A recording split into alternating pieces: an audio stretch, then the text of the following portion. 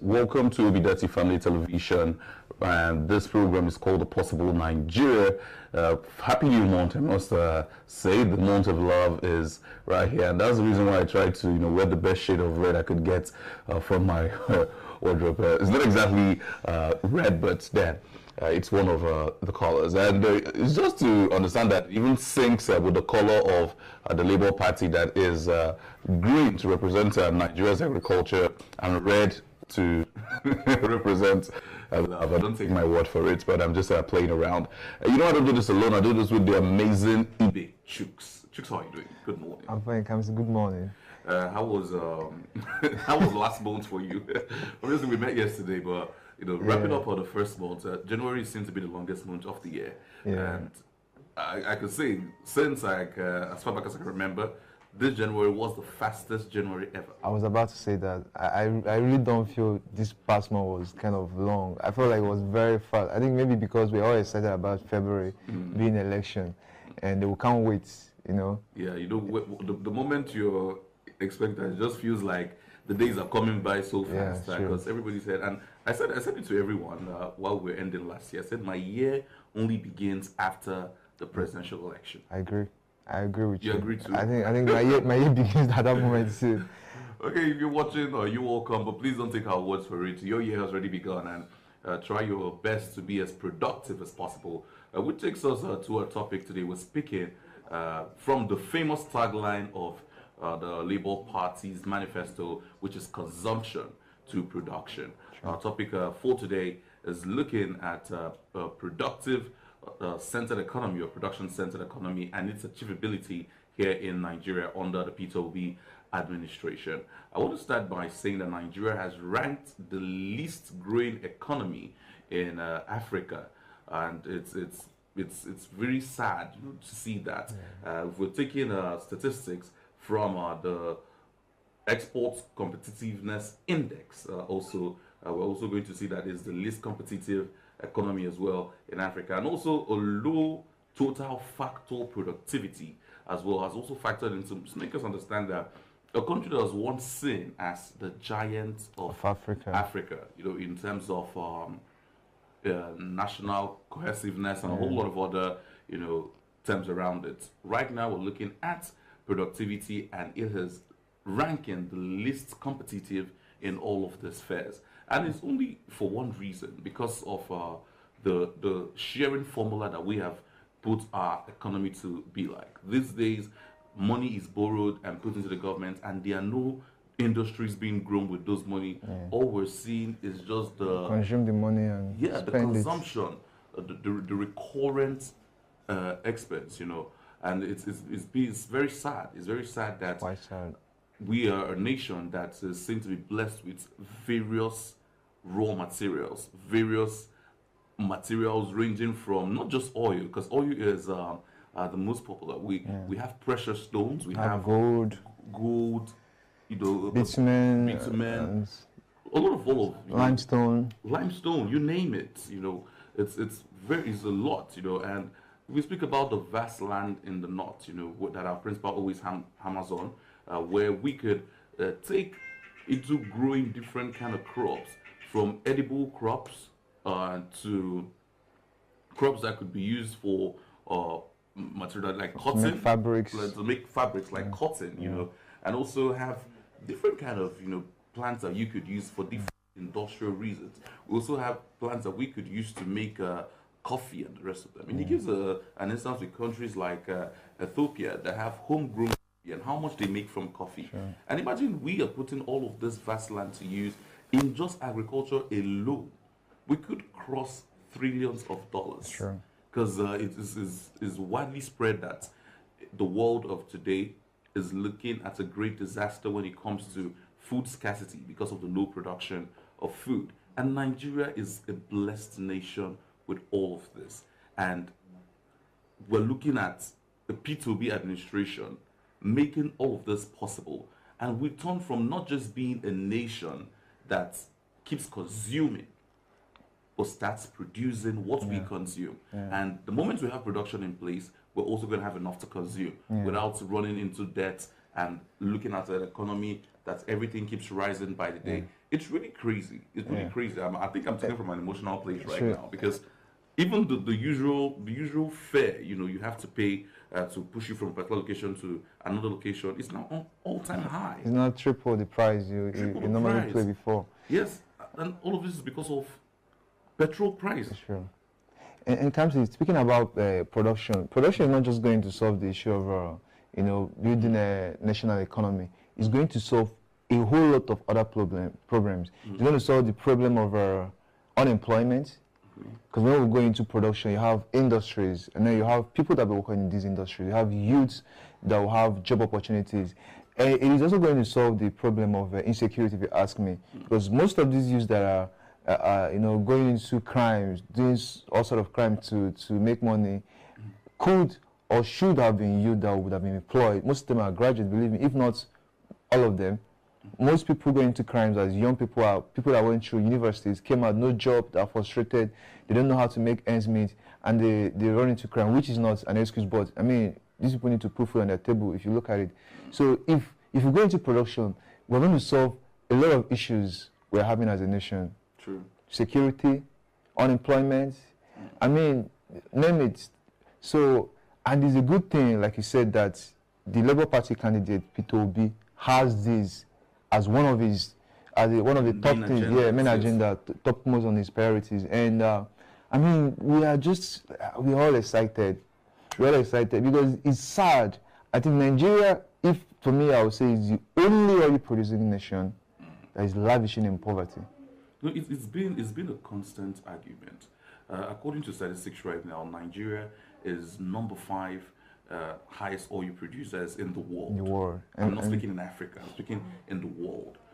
Just slowly behind countries like Saudi Arabia, some Arab countries, and I think Russia as well. And now, a country that is the 5th highest producing nation, which is expected to even export to other countries in the world that still run on fuel for different activities.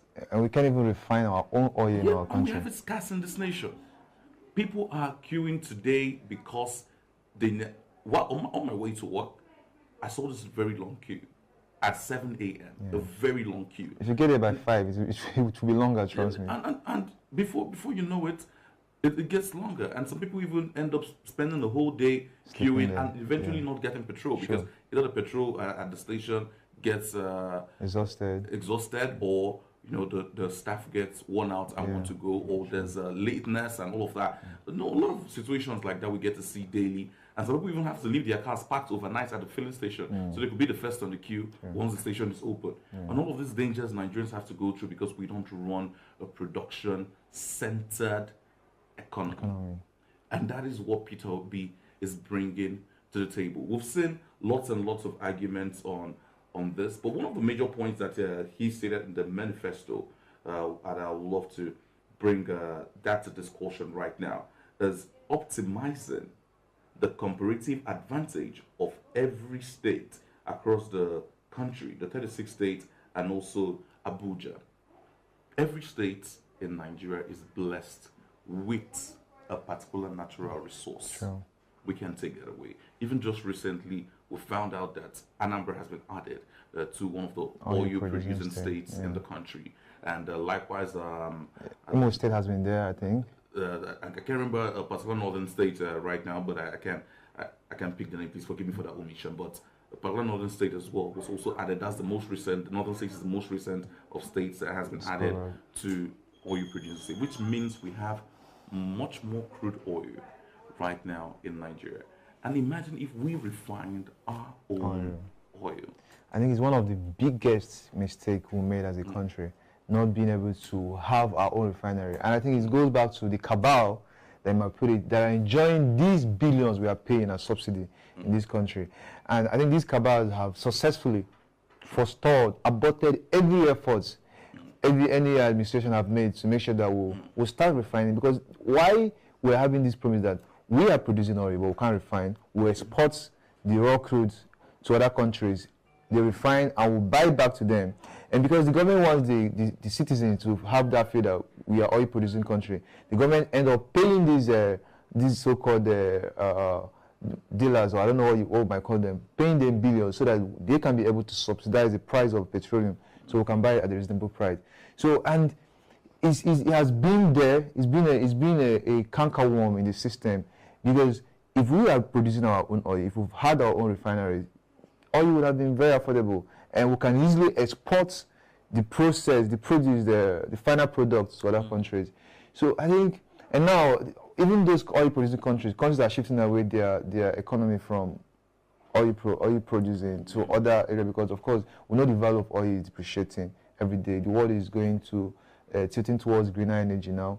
You have cars, electric cars are coming out. Even we're looking at electric homes in the nearest future, and trust me, in the next 40 years to come, we don't know what the value of oil might be. But what I can say is that we can be sure that the value of oil will be going down. I want to take you from there. You know, with what happened, the Ukrainian and Russian war that happened, a lot of oil-producing state or countries and states even leapfrogged their economy from a particular point to a point, because Russia, which is one of the greatest countries, suppliers of oil and gas to Europe. It's Europe, has been seen to be a traitor to the European Union, and they've been taken out, penalized by the European Union, and countries were not allowed to align and be allies with them. So they had to look into other countries that had oil production and buy from them. And that was able to jack the economy from a particular point to another point. And you have countries like Venezuela benefiting massively from it, because they became major supplier of oil to the US, which is one of the major consumer of gas in the world. So, and Nigeria would have been but Nigeria's case is different. I'm telling you. And people keep asking, why do we have to remain at this point? Why the forestalling? Why are we not moving? Why is our movement in retrogression? Instead of us to progress as a nation, we're moving backward as a nation. I don't even want to hammer on the oil at this point, because when we speak about Nigeria, the first thing that comes to mind is oil. This particular oil that we've been given, a lot of people don't even know at this point if it's a blessing or a curse. Because everybody comes in, and the first point, the get-rich-quick scheme is oil. Look at one of the Ministry of Petroleum, a former Minister of Petroleum under the Jonathan administration, Zeni, that was seen to have stolen billions and billions of pounds. I'm not speaking dollars now. Pounds, one of the highest rating currencies in the world. And today we're seeing her back in the news asking for her properties. Because even the so-called institution that's penalizing her by seeing some of her properties are filled with corrupt people.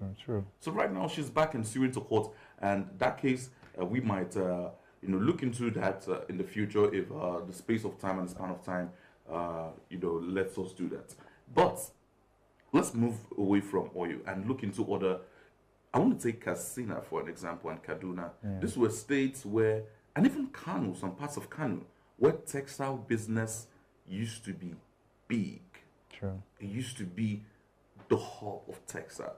You saw a lot of the likes of the Ashoke, the likes of even down to some Ishiago materials, and even the one we call Akwete. All of those places in the north were heavy on producing different types of textile and fabrics.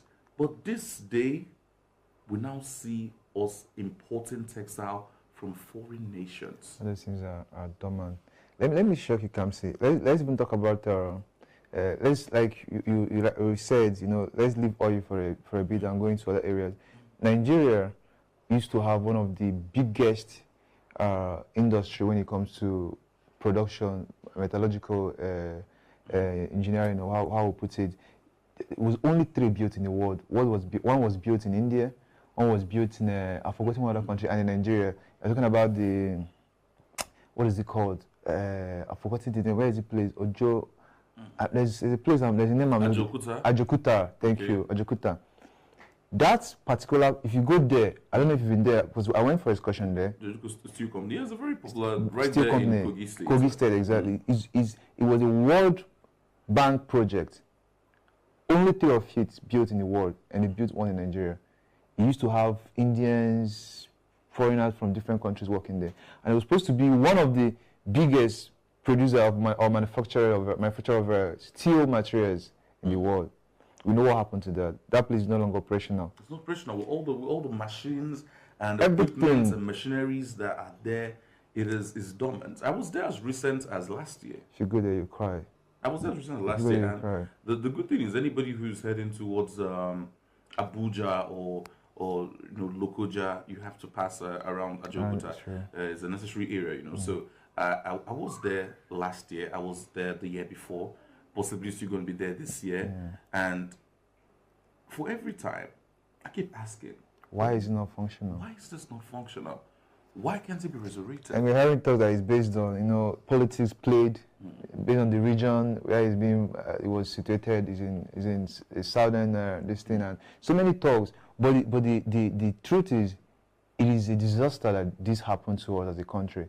That we had these opportunities, we will have these mineral resources, we will have all these things that we could have used to benefit or to better our country. And because of corruption, self-minded or selfish, interest-based politics, and so many avoidable reasons that I don't know how to put it. Nepotism, tribalism, religious affiliation, and all that. And now I want us to look at the agro-based economy, which is also one of the highlighted points of the manifesto, where agriculture, the country, could ride on agriculture and get every single thing we deserve, even without looking into our oil. Agro-based economies are running the world in so many areas. The country, the world needs food. The world needs raw materials to produce food. So it is really sad to see that people who are expected to be the managers of this economy are not doing the right thing. And that's what we're telling you. Peter Obi is coming, and he's coming to do this. Nigeria is a rich country. Nigeria is not a poor nation. We have all the capabilities, every means to stay on top of the world. To be richer than any country you can imagine. Economy. We are diversified, and the diversification is not just ordinary. We've got human resource, we've got mineral resource, we've got hard resource, we've got rock resource, we've got every resource possible to make it to the top of the world chain. But right now, we're still going to be discussing more on a productive economy and the achievability with the P2B factor and P2B's ambition in mind. And also, when we get back, we're going to be having a guest join us in while we discuss this. Please stay with us on Obidasi Family Television. Don't go nowhere. Labour Party, Labour Party, Labour Party, Labour Party, LP, can you get a vote? Labour Party, Labour Party, LP, can you get a vote? Labour Party, Labour Party, never say, Mama, Papa, no one to be Labour Party, Mama, Papa, no one, ever say, Mama, Papa, no one to be Labour Party, Mama, Papa, no one to be Labour Party.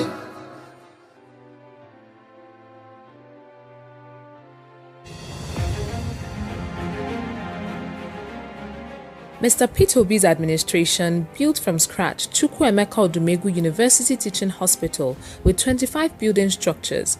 His government funded transformation of massive infrastructural development, accreditation of 12 health institutions and 2 hospitals, and also built 10 maternal and child to provide life. This boosted the student performance from the 26th position in Nigeria to the 1st position. The security improvement was exceptional as he provided security vehicles to 177 communities in the state. He cleared pension and gratuity owed since 1990 to the tune of about 37 billion naira and also paid monthly stipends to the elderly in the state. Mr. Peter Obi built the first secretariat complex in Anambra State to house the various Anambra State government ministries that were scattered all over the state. His good governance attracted the second largest brewery in the world, known as Sab Miller, to build their first greenfield facility in the state. He was recognized by the Millennium Development Goals (MDG) as the best governor in the implementation of their programs in Nigeria. Peter Obi constructed 2 bridges across the popular Agulu Lake in Anyocha local government area of Anambra State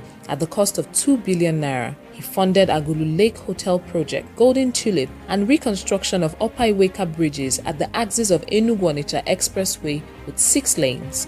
Peter Obi constructed 800 km of road network between rural and urban areas. Some of the roads include Ibariam Internal Road, Ekulobia Ezinifite Road, Niger Drive Onitsha, Ifite Dunu Road, construction of Zik Avenue and Mpo Flyover, 30 verifiable bridges, Ezu Ebenebe Bridge, Oka North, Isu Anyocha Bridge, Opaka River Bridge, pedestrian bridge at permanent site Unizik Junction, Oka. He created industrial parks as catalysts for industrialization. He constructed and commissioned the Governor's Lodge at Annex Onitsha, FMR Customary Court of Appeal Complex, High Court buildings at Nnewi and Ogidi, Judges' Quarters at Onitsha. His visionary leadership brought unprecedented transformation to the local government in Anambra State. He made provision for 1.2 billion naira credit facilities to farmers in the state and cleared a 20 million naira debt owed banks as a result of the 2012 flood devastation. Peter Obi's administration purchased 90. Welcome back, Obidati Family Television. The program is The Possible Nigeria, and we're looking at a Nigeria where Mr. Peter Obi and his running mate Yusuf Dati Baba Ahmed will come us better of what we deserve right here in the country. And I'm still here with Chooks. Yeah. So be good. Yeah, of course. Welcome back, guys. I think we'll have a guest. Yes, we do have a guest on the show right now. We have Mr. Nwabweze Chukwuma, who is a research and strategy analyst and also social commentator, and he's going to be joining us briefly to give us more insights on our topic for today, which is production-centered economy and its achievability, citing points from the manifesto of Mr. Peter Obi and his running mate Yusuf Dati Baba Ahmed titled Our Pact with Nigerians. You're welcome to the show, Mr. Chukwuma.